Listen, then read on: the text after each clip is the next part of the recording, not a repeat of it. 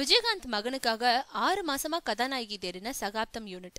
விஜயகாந்த் மகன் சண்முக பாண்டியன் நடிச்சிட்டு வரும் படம் சகாப்தம். இந்த படத்தோட படப்பிடிப்பு இதுவரைக்கும் 12 நாட்கள் மட்டுமே நடந்திருக்கு. அதுல சண்முக பாண்டியன் சம்பந்தப்பட்ட காட்சிகளை மட்டுமே படமாக்கி இருக்காங்க. முன்னதா கடந்த 6 மாசமா அவருக்கு பொருத்தமான கதாநாயகி தேடும் படலத்தை நடத்தியிருக்காங்க.